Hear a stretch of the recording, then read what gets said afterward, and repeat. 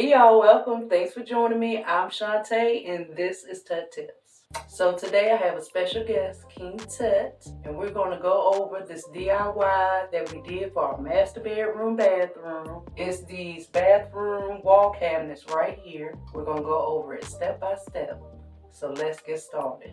I'm King Tut, and I'm going to show you how to put in some of these cabinets. So I'm going to describe it because they're already in here, so you won't need to see it. So I'm going to tell you what we did to get this done. Tell them, babe, tell them. All right, so first thing you need is a few tools. Maybe a stud finder, an oscillating tool. If you don't have an oscillating tool, then you can use a drywall saw. This is the stud finder that I use. You can get this at any hardware store. I got it from Lowe's. Link will be down below. Okay. What a goober. A couple of other tools you may need. And if you want to go with wood, then you may need stain. If you're going to go with paint, then make sure you have the paint beforehand. If you're going to buy already painted ones, then that makes your life a little easier. Whatever you want to do. Most studs are going to be 16 inches apart. So once you find out where your studs are, mark those out. And then you want to find a cabinet that's going to fit in between those. So the front face of the cabinet is about 15 inches, but the inside that goes into the wall on this cabinet is actually about 14 and a half inches. So obviously, if the studs are 16 inches apart, then it'll fit right in. If it doesn't fit in there snugly, you may need some scrap wood, some 2x4s, or maybe some 1x4s that you can just add to the stud to make sure that you have a tight fit, because you're going to be screwing the cabinets to the sides, to the inside of the studs. Anyway, once you get it all marked out and you find the cabinets that you want, make sure that they fit. You're going to go ahead and cut this out with your oscillating tool or your drywall saw. Cut out a hole. You want to measure it is the best you can, so you don't have to do some extra work, because on this I did a little bit of overcutting. So we actually had to fill in some of those gaps with some wood. Was it wood filling? No. The foam. Yeah, the gap foam. So and unless you want to make more work for yourself, measure 3 times and cut once. Yeah. Okay? And we got these cabinets from Lowe's, and if you can see, I hope they can tell, the ones on the right there, those are smaller than the ones on the left. And we'll link that below too. Oh yeah, that's right. I almost forgot about that. Yeah, so these cabinets are 12-inch cabinets. And on the inside, because the face of the cabinet and the inside of the cabinet are a little bit different. So the inside of the cabinet is going to be about 11.5 inches, and the face of it is 12 inches. And I forgot why we had to do that, but something was inside the wall. I don't remember. Yeah. Maybe it was some extra studness going on over here. I don't know. Yeah. In case you didn't know, this is not one full cabinet. This is actually four cabinets. So you have the bottom half and the top half. And what I did, because they didn't have anything that was the right size, so we had to just get 2 and try to make it as seamless as possible. There's a little bit of a wood filler right here. I don't know if you can see it or not, but to try to blend that as smoothly as possible to make it look like one piece. And on the sides, there's also plywood. Was it plywood? No, it's not plywood. It's called the cabinet. I forgot, liner. Yeah, it's like a liner sheet. Yeah, it's like a cabinet sheet. Yeah. You can get a cabinet sheet to make this so there's no seams on the side at all. So anywhere, any hardware store where they have cabinets, you can get the little cabinet liner, the cabinet sheet. What is them things called? I don't know. We'll see if we can find it and link it below for y'all. Yeah, I can't remember. Yeah. The exact name. Yeah. But it's with all the cabinet stuff. that's where it's at. It's with the rest of the damn cabinet stuff, okay? Okay.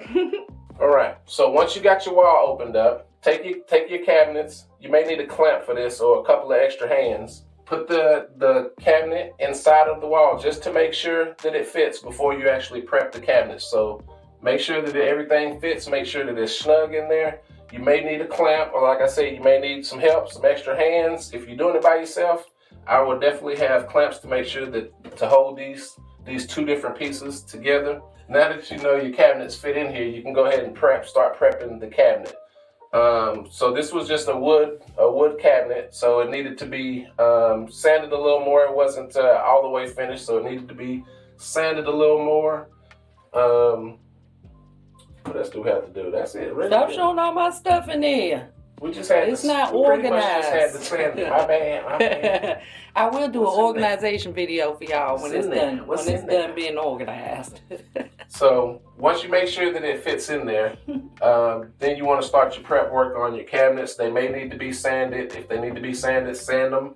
Get them primed and get ready for paint. If you're going to be staining, just make sure it's sanded the way that you want it and get ready for stain. Pick out your stain and get to work on staining. Shantae has stain videos. Yes, how to stain. Bam. You can click that up in the left-hand corner if you want to check out that video on how to stain. Or the link will be below in the description. Bam. So also, once you've prepped the cabinet and made sure that they fit, and you're ready to start to install, this is where your scrap wood is going to come in at. Just to make sure that everything is like super snug. So even if you have a nice fit, you may want it to be even a little bit tighter to make sure that it's extremely snug. So you may be able to get some wood shims from Lowe's or any hardware store. Get some wood shims just to make sure that everything is tight. Once you got everything perfectly tight the way you want it, go ahead and screw the back of the inside of the cabinet to the studs. Make sure that it's all nice and secure. Then once you're done with that, you may want to, well, depending on how you're going to work it out, you may need do some trim work, a little extra stuff. May need some gap fillers for some reason. Like I did, I needed some gap filler. But you can't, you wouldn't know it though. You wouldn't know. No.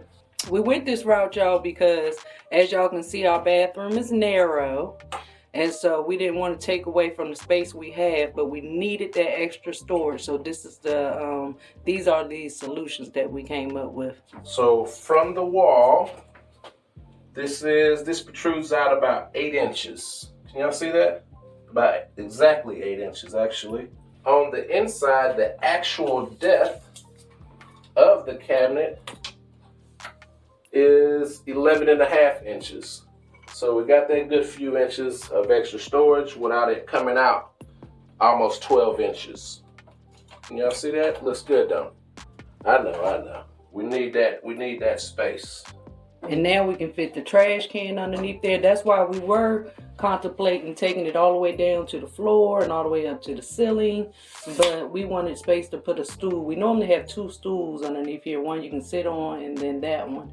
And now we can fit the trash can underneath there. Just looks like it's more space. Right. Just having that in there, especially in an already, small space. And you can even add some little baskets or something up top on here. You need some little boxes, need some little stuff to put up here, man. Yes, I haven't started decorating in here yet, but I will get to it and I will show y'all what I come up with, whether it's going to be plants, everything. I'm going to decorate the whole bathroom. I don't know what I'm going to put up there yet. Candles, plants, baskets, like King Tut said. We're going to hook it up and we will show y'all. Bam. Cheers. All right, so once you got everything the way that you want it, now it's time to figure out if you want hardware. I would say don't add the hardware until you actually see it in person, until it's actually all done, and you can figure out whether you want hardware or not. If you don't want hardware, then don't add hardware. But hardware is easy to put on. You just drill a hole in and just put the hardware, just attach the hardware. That's the easiest part of this job. Yes, and we got our hardware from Lowe's. As y'all can tell, or probably could tell, that's where we be at, Lowe's. Yeah. Oh, yeah. Lowe's need to give us a deal. Oh, yeah. So I took my ideas to King Tut, and he did a beautiful job putting everything together for me. He didn't huff and puff when I told him what I was thinking. He just grabbed his tape measure and came in here and was like, I got you, babe. And then this is what we got. Yeah. Follow for more Tut Tips. I'm King Tut, and this is Tut Tips. Peace out.